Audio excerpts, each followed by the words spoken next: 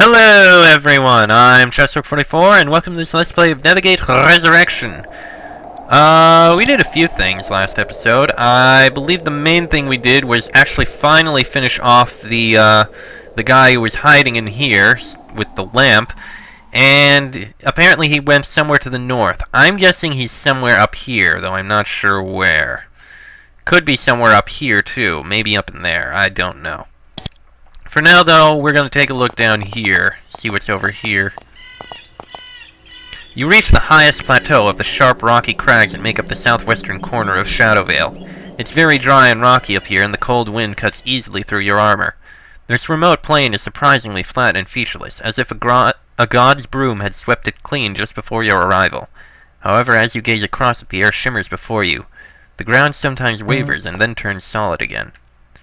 You reach a semicircle of huge, wind-blasted stones, seemingly the only feature of this flat plain. Although you can see no living creatures up here, you would swear that you're being watched. You start to shiver as the cold continues to work on you. Suddenly, reality takes a brief holiday. Air and matter warp and twist around you. Cliffs melt away, and dry, rocky plains become green and rich in an instant. One step, you are on a deserted stretch of land. The next, you are in front of a castle. One moment the air was cold and dry, and the wind was blowing sharp specks of dust into your eyes. The next, the breezes are gentle. The air is warm, still, and scented with flowers. Where before an impassable cliff towered ahead of you, now there is a castle wall, a gleaming, smooth expanse of gray-streaked marble. A sign inside the front gate proudly proclaims where you are. In front of the fabled Castle Aethdoc. The castle is enormous. It stretches for hundreds of feet to the north and south. It looks like it has two wings. The north wing is broad and low and even shinier than this section. From inside you can hear snatches of song. The south wing, on the other hand, is more of a tower. The shape is lumpy and awkward, and the stone is dull and lusterless. There are no signs of life coming from its dark windows. To the west a gate beckons. To the north and south are gardens, rich, well-tended, and fragrant. Oop. Actually, I'm going to take a look around out here first. Your eyes must be playing tricks on you. You thought that you saw a small group of fairy lords and ladies walking around outside, talking and laughing. Then, when you got close to them, one of them noticed you and they faded away. There's no sign of their presence, not even footprints. Well, let's go take a look here. I'm pretty sure... Okay, we can... Ah, that's as far as we can go. Ooh, capture mind scroll. Handy. I'll take that. You manage to catch the attention of a flittering, giggling tree sprite as it leaps from branch to branch. It looks down at you curiously, as if it's never seen a human before. What is your job? Hehe, I don't have a job, silly. I'm a sprite. What is a sprite? Something like me. It leaps to a different branch. You're a human, right? Yes, I am a human. It peers closely at you. You are a human, aren't you? Humans are boring. It wrinkles its nose, makes a raspberry noise at you, and flies away. Okay then, fine. That tree sprite would probably be the same thing. And that's as far as we can go in that direction. Shut up! One set of gates is open and welcoming. The second set, on the other hand, has been closed against you. Expressionless fairy guards watch you from both sides. You are not yet welcome here. The fairy guard is, like most of his kind, tall, thin, and haughty. He stares down at you with disdain. The idea of teaching him a little bit of humility is very appealing. You ask him a few questions. He doesn't respond. Hey, I'm talking to you! He says nothing. He stays completely still. He's very poised and dutiful. You have to give him that. You get bored and wander off. Okay, Castle Aethdoc is awash. So that's all we can do in the southwest here. Now, we were asked by the goblins to help them out with a Fomorian. And I believe the Fomorian, to find out where the Fomorian is, we need to speak with those, with that other goblin camp we found to the east. Oh, god dang it, I hate doing that. Purge venom. Purge venom. And purge venom.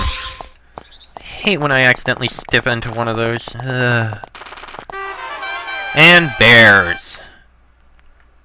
Wait for them to come closer. Actually, can you? You can! Excellent. Hee. But we don't need to. What we need to do is kill these bears.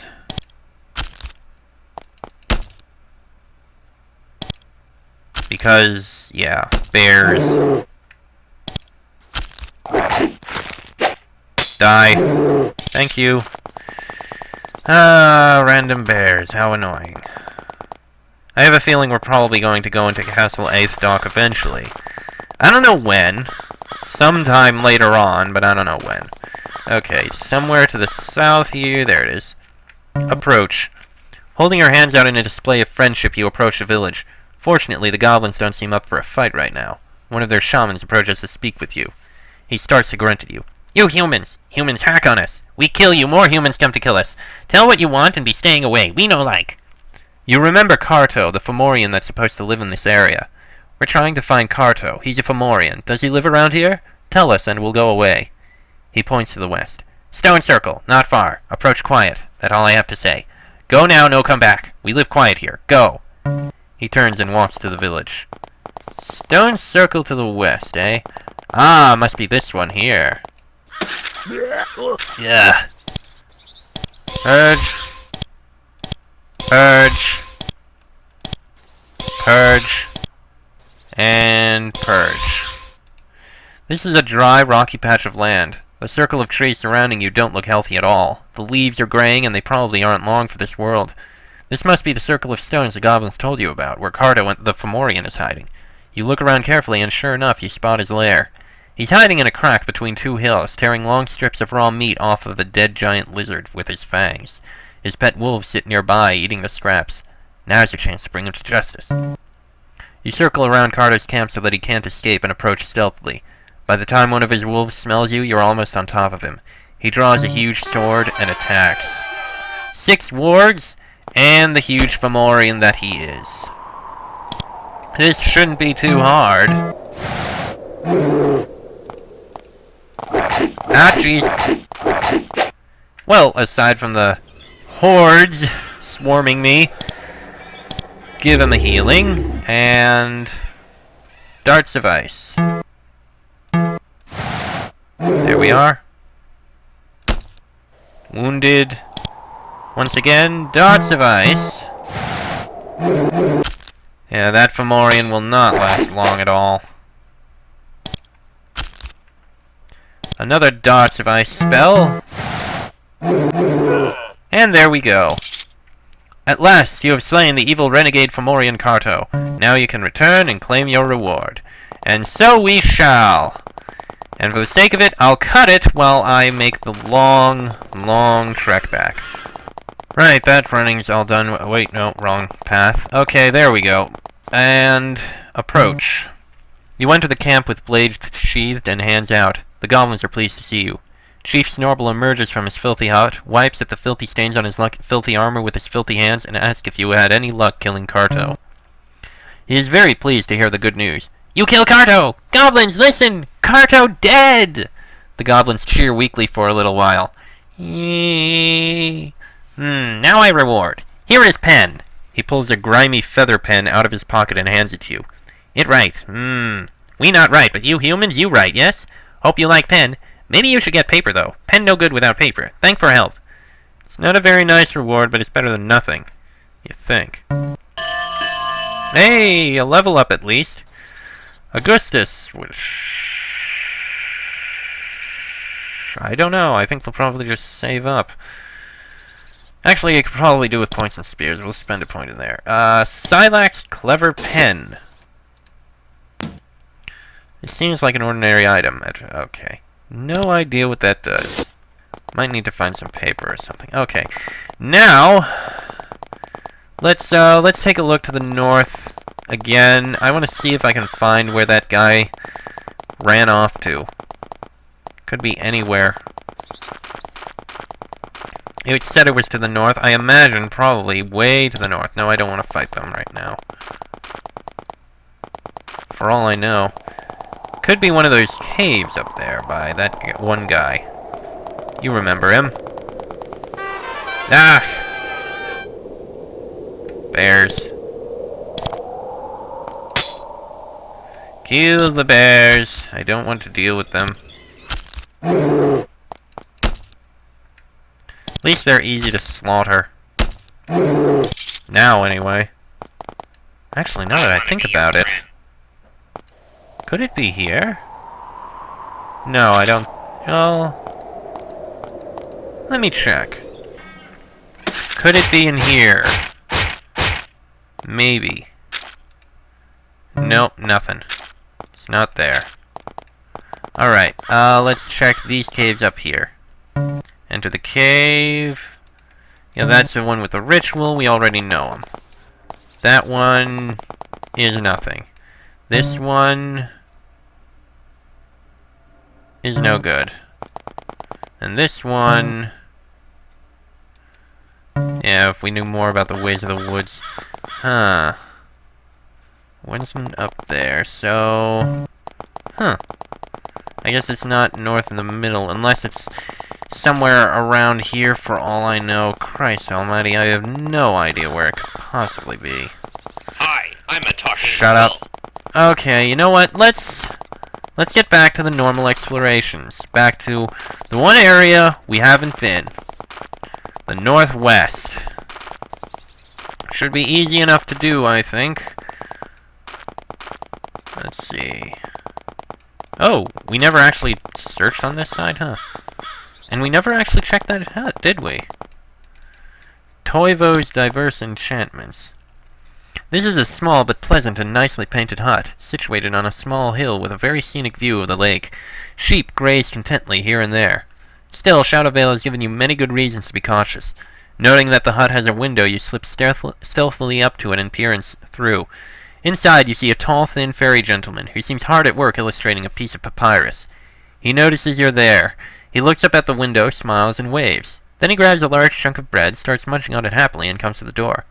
Welcome and well met. Welcome to Toivo's Diverse Entertainments. We have amusements here for all. Well, I mean many. No, that's not right either. Say a few tastes.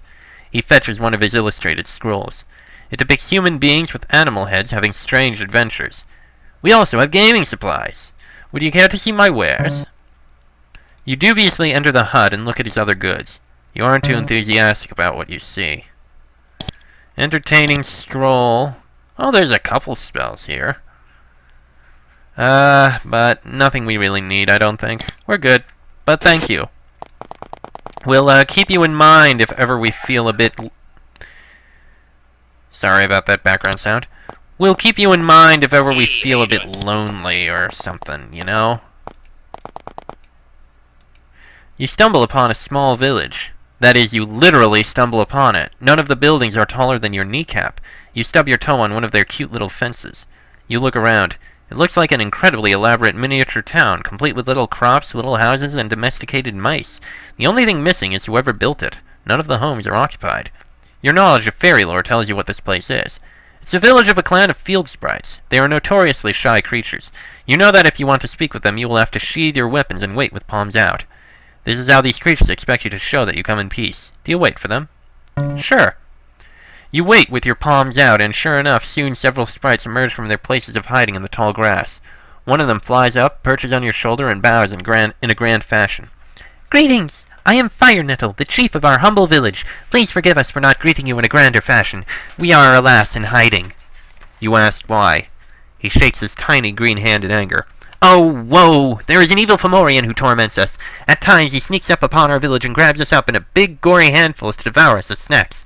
We keep wishing for somebody to help us by dispatching this beast, but nobody has, for we are poor and can't afford a reward. Still, kindness has a way of being its own reward. Will you slay the Fomorian for us? He may have great treasure, and he will be most grateful if you would. Will you? He looks up at you with teeny, hopeful eyes. Oh, how can I resist? Sure. Wonderful! We have hope once again! The Fomorian lives in a cave in the farthest hill due north of here. He hides behind a boulder in the back. Slay him and return here, and we will give you many thanks. Now, if you will excuse me, I must return and tell my clan that their salvation is at hand. Thank you! Oh, thank you! Please do not disappoint us, or our children will continue to live in fear and horror. He and his escorts return to the tall grasses. Gladly. This area is very hilly. Oh, more of these hills. You explore. You'll have to be very careful climbing down into the cave. It's very slippery and damp, and occupied spiderwebs keep brushing against your faces. Eventually, you reach a large chamber.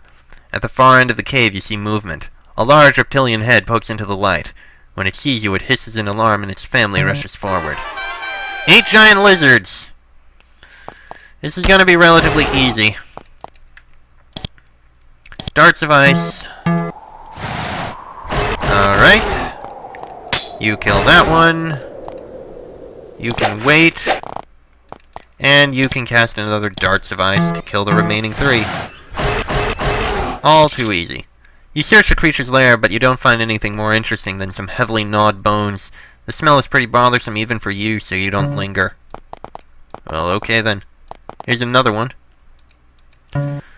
It's a short passage which branches several times. Then the branches branch several times. Even though you carefully mark your path, it seems to becomes clear that you won't be able to map out all these passages. On your way out, however, you notice a glint of metal on the ground. You take a closer look. How fortunate! It's a small silver ring. It's somewhat tarnished, but with a cleaning it will be quite nice. The band has a knotwork design. Yeah, we'll take it. Silver ring. We got our ring, so that's something at least. Another hill. It's a very tight corridor. You need to turn sideways at times and hunch over in order to proceed. Your back starts to hurt. Eventually, you trip over a large, misshapen stone. Then you look down at it. It's not natural. It's a statue of a surprised-looking fairy woman lying on her back. Her hands are held up above her as if to push something away. The corridor stretches on into darkness. Do you continue? No, we're running! We are not dealing with those. Good God. The passage soon ends in a small rocky cavern. A search reveals nothing of interest. Then you remember that this cave fits the description that the grass sprites gave you, so you resume your search. Soon you find a concealed passage behind one of the larger rocks. You see a light at the end. This is probably where the Fomorian is. Do you enter? Hunt the Fomorian! You draw your weapons and rush in, hoping to take the creature by surprise. Unfortunately, he heard you enter. He's waiting for you.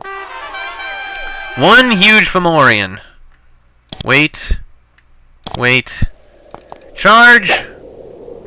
Really? You missed? Oh well, at least he's gonna be easy to slaughter. And... wait, really? He can only move 3 times? Huh. How'd that happen? Or when did that happen? Yeah, I don't know. And he's dead. Now that the creature is dead, you search its lair. Unfortunately, the thing was dirt poor. A wooden bowl, rags, and rancid-smelling furs are the extent of its belongings. Quite a disappointment. At least the sprites will be happy. Just a quick check up there. Nothing. No, we don't need to explore again. We got everything we needed. And bears! Bloody bears. Come on. Alright. Fire another darts of ice. Finish off the bears. There we go. Oh, really? It survived? And now it's dead. Okay. Back to the fairies. I want to be your friend. Shut up. You return to the sprite village. Again, all the sprites are in hiding, but once they see it's you, they fly out to see how things have progressed. You tell them the good news that the Fomorian who bothered them is dead. There is an instant and spontaneous celebration. With glorious cheers, the little sprites retrieve from their huts little musical instruments, which produce a surprisingly audible sound, tiny casks of wine, and fingernail-sized pastries and pies. As they sing, dance, and flirt, their chief flies up to eye level. "Thank you so much. We are poor, and we have little to reward you. Still, you have our gratitude, and should you ever return, we will be most pleased to see you." He then leads the sprites in several songs in your honor and several hip-hip hoorays. Eventually, you slip away. As you go, it becomes clear that the party is only just getting going. Well, you know what? I'm happy. We helped some fairies. That's plenty good for me. And now we can explore a bit more, see what we can find. There's Hi, a I'm lot talking of skull. stuff around here. Hello. Oh, let me guess. That's gonna be, is that griffins? Griffins, question mark? Probably. You hear a loud, raspy cawing sound. It sounds like a huge eagle in extreme pain. It seems to be coming from somewhere around the valley wall. There is a sudden motion behind the nearby boulder. You spin around, draw your weapons, and come face to face with yet another of Shadow Vale's unusual creatures. This one looks particularly nasty. It looks like a cross between an eagle and a wolf. It has the body of a wolf, but with beautiful feathers instead of fur. Its head looks like it came from an enormous bird of prey with sharp eyes and a razor-edged beak. Instead of claws, it has vicious talons, which are stained with the blood of its prey.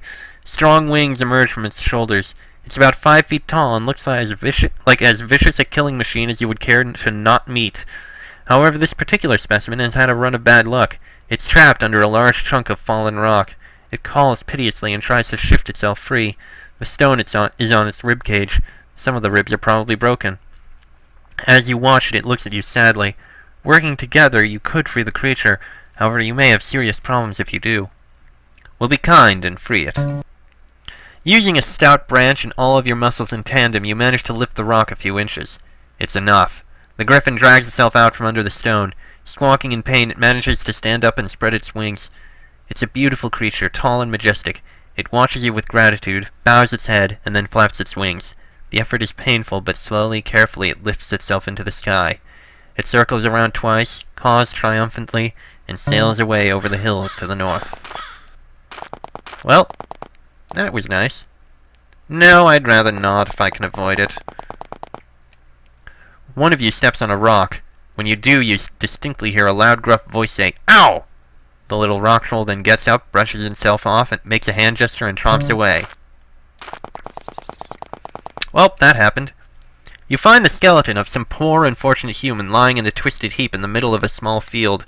His body still wears a few pitiful scraps of native clothing, and the neck has been neatly snapped. You remember being told of a missing man who was last seen heading for this area, and you check his hand. It takes a moment to pull it out, but sure enough, he wears a bronze ring with an ivy design on his bony finger. You remove the ring to return it to his lover. Then you try to figure out how he died. The snapped neck surely had something to do with it, but the bones are otherwise surprisingly unharmed and ungnawed. Then you notice that the body has been pushed into the soft earth. It's as if he fell here from quite a height. Maybe some flying creature lifted and then dropped him. You can't be sure, but it's possible. Either way, you can now at last tell his lover what became of him. I think we can do that easily enough. Let's see here. No, it was... let's see. Current quests. Derek's ring. The innkeeper of Venarium. Wow, it was Venarium? Good God, that's been a long time. Alright, let's go back to Venarium while we can, then. Because, why not? It'll be nice to help her out. Leave. Leave. Down here. Come on, come on. Actually, we can probably approach from the north just fine. Since the innkeeper is right over here. Right in here. I found Derek's ring, Valana. You tell Valana about the body you found to the north, who was wearing a ring like she described. She breaks down in tears. Yes, that must have been him. Oh, Derek, I knew you didn't abandon me. I knew that couldn't have happened. She looks up at you. I would give you all I own, but I own so little. You are welcome to stay in the empty room in the inn for as long as you want. Thank you for your help. At last I can sleep at night. Glad to assist. Alright, let's head back to the north. And fire lizard. Fire lizards! Well, this is... huh. I am surprised these guys can move so slowly. I mean, jeez. And what the hell? No, you know what? We don't need to. You two can kill them easily enough. Really? You missed? Come on. You're better than that. And bears, which we don't need to fight. Okay. You know what? Healing. And a mild healing. There we go. Alright, back to looking around. Leave. Don't need to do that. I could have sworn there was supposed to be like a tiny hut in the swamp here, but I can't remember where. Alright. At first, this looks like a natural rock outcropping. When you get closer, however, you realize that it's a stone pillar, not unlike the ones used in stone circles. Curious about why someone would erect such a thing in this wasteland, you examine it. It's very old. Both weather and mold have had their ways with it in turn. Scraping off some lichen, you find something interesting. There is a short message carved in the side. You don't recognize the writing. It's in a language completely unfamiliar to you, if it is in fact coherent writing at all. You can't decipher it, but perhaps someone else can. Do you try to make a copy of it? Sure. You soon realize that you don't have anything to write with. A pricked finger just won't have the precision you need to properly copy the writing. Plus, it would hurt. Right, I guess we'll need to get some things. Shut up. And... Huh. To continue to the north, you will have to do some hard climbing. The hill is steep and covered with thick jumbles of jagged rocks. Carrion birds circle overhead, waiting for you to make an unfortunate misstep.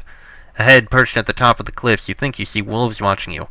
Well, that's what they look like at first. It's hard to be sure, but it looks like they have the heads of birds. Then they back away from the edge, ducking out of sight. So that's where they are. Then what is this place over here? You know what? I think we'll take a look at what's in there in the next episode, because it's been about a half hour. Next episode, we'll take a look in these two caves up here. That one probably of the griffins. This one, I have no idea. Maybe it's where the, yeah, for all I know, it could be where the lamp is hiding. Oh, well, we'll find out later. Although the way the stones here are angled, I am not sure. So, yeah, I am going to kill these bears, and we will take care of things in the next episode. Till then, I am Chester44. That is Julius, Augustus, Septimus, Octavius, and Rion.